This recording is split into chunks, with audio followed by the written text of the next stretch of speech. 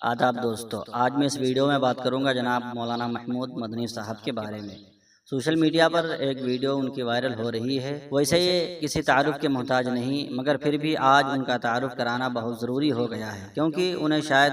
ظلم ہو گیا ہے کہ یہ جمعیت کے دوسرے دھڑ کے ساتھ مسلمانوں کے بھی صدر بن گئے ہیں۔ حالانکہ موجودہ وقت میں ہندی مسلمانوں نے اسد الدین اویسی صاحب کو متفقہ طور پر اپنا ہیرو تسلیم کر لیا ہے، جو کہ محض سیاسی رہنمائی نہیں بلکہ مذہبی رہنمائی کے لیے بھی ہمتاً تیار رہتے ہیں۔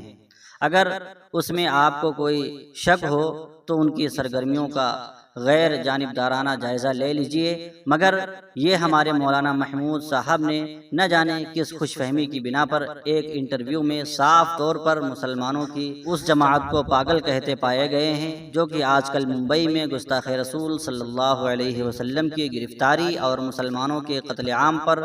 ابھارنے والے نتیش رانے کے خلاف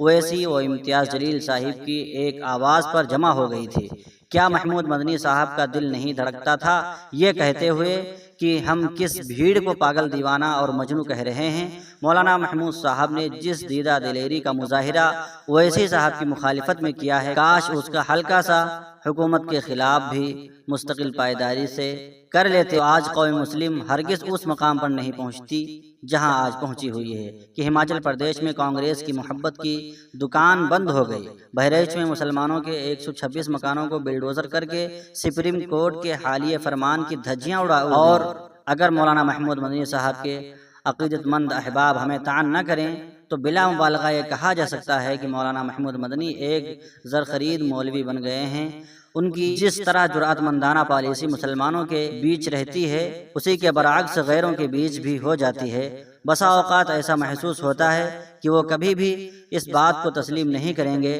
کہ مسلمان ہندوستان میں ایک مضبوط اور طاقتور قوم کی حیثیت سے ابھریں، کیونکہ ان کا ذہن دوہری پالیسی والا کانگریسی ذہن ہے۔ حقیقت حال کا علم یوں تو اللہ ہی کو ہے، مگر ظاہر کے ہم مکلف ہیں، اس لیے یہ تبصرہ اسی نظریے کے تحت دیکھا اور پڑھا جائے۔ ناظرین کرام، آئیے مولانا محمود مدنی صاحب کا وہ انٹرویو میں آپ حضرات کو سناتا ہوں۔ اگر آپ چینل پہ پہلی بار آئے ہیں تو چینل کو بھی سبسکرائب کرتے جائیں۔ میں اسد الدین اویسی صاحب کو جہاں تک جانتا ہوں 100% ان سے ڈس ایگری کرتا ہوں، ان کی پولیٹکس سے،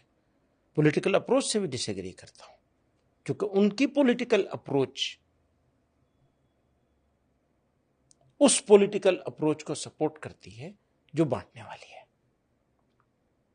اور اس سے ان کو بھی کچھ فائدہ ہوتا ہے، دوسروں کو اس سے بھی زیادہ فائدہ ہوتا ہے۔ تو یہ ان کی پولیٹیکل اپروچ کی بات، اپنا ڈس ایگریمنٹ شو کرتا ہوں۔ لیکن سر انہی کے پیچھے اتنی مسلمانوں کی بھیڑ بھی تو کھڑی ہوتی ہے، وہ خوش ہوتی ہے، وہ تالی مارتی ہے جب وہ کہتے ہیں 15 منٹ پولیس ہٹا لو۔ ایسا ہے، اسی طرح کی بہت ساری بات بہت سارے لوگ ادھر بھی بولتے ہیں، وہاں بھی جمع ہو جاتی ہے بھیڑ۔ تو پاگل لوگوں کا تو مجمع ہے، پبلک میں پاگل لوگ تو ہو ہی جاتے ہیں جمع۔ لیکن آپ اگر یہ سمجھیں گے کہ یہ مسلمانوں کی سوچ ایسی ہے، چند ہزار یا چند سو لوگوں کی بھیڑ کو دیکھ کر کے، تالیوں کو دیکھ کر کے، سیٹیاں سن کر کے، ان کی خوشی کو دیکھ کر،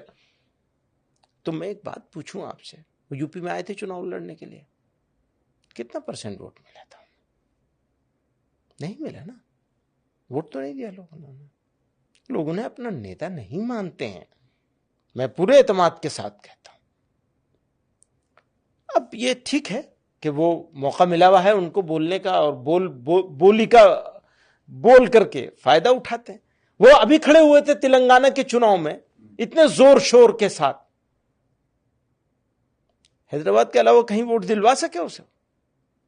تو ہم تو بہت پہلے سے ان سے کہہ رہے ہیں بھیا آپ وہیں رہیے، وہ مانتے نہیں، سنتے نہیں اس بات کو۔ نہیں، پر وہ ان کے بیان اتنے بھڑکاؤ ہوتے ہیں کہ ایک اور مسجد شہید، نامناسب بیان ہوتے ہیں، بالکل نامناسب، انبیئریبل ہوتے ہیں، بالکل انبیئریبل ہوتے ہیں، کئی سارے بیان۔ آپ کہیں گے مسلمانوں کو اویسی صاحب کے بیانوں کو تھوڑا سائیڈ میں کر دینا چاہیے، بچ کے رہنا چاہیے؟ ہاں تو ہم کہتے ہیں